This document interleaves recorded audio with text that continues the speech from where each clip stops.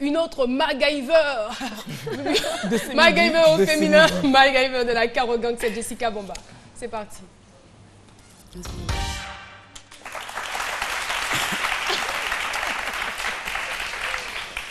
Alors Caroline, aujourd'hui on va parler... Donc tu acceptes le fait que tu sois MacGyver au féminin? Toi tu n'as rien dit, tu continues là, tu acceptes? C'est un compliment, tu vois pas que le monsieur ici il est brillant. Alors aujourd'hui on va parler de comment agrandir visuellement une pièce. Donc on sait très bien qu'avec la flambée de l'immobilier, les logements sont de plus en plus petits. Donc lors de l'aménagement, ça reste toujours un problème. Donc la première chose à faire, c'est de choisir la peinture. La peinture est très très importante lorsque vous avez une petite pièce. Il faut aller sur des tons très clairs.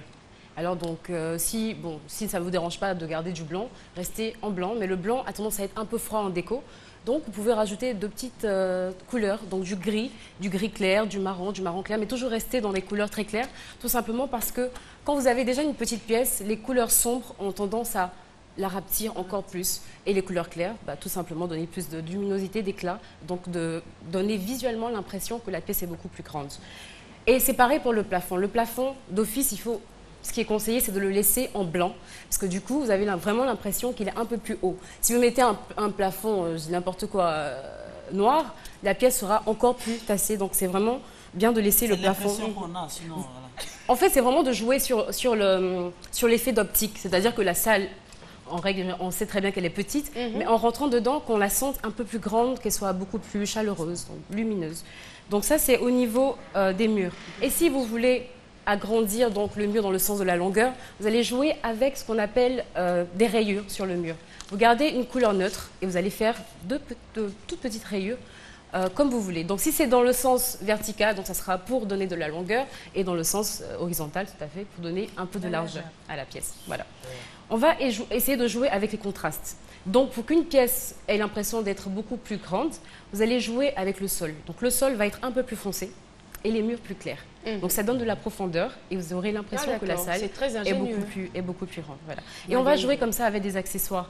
En règle générale, il est conseillé pour tout ce qui est tapis et rideaux, essayez de rester dans les tons des murs.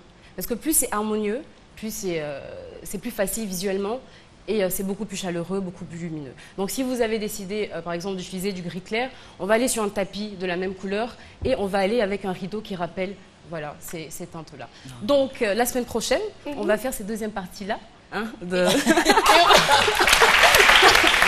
Jessica, j'ai toujours su que tu étais une fille très, très intelligente.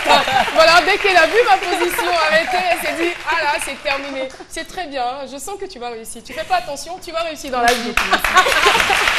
Voilà, l'émission est donc terminée. J'espère que vous avez passé un bon moment en notre compagnie. Je voudrais tout simplement dire merci à Angibel qui m'a habillée. Merci à vous, public, de votre participation chaleureuse. Et à vous, téléspectateurs, pour votre fidélité. On se donne rendez-vous demain à 12h. Au revoir.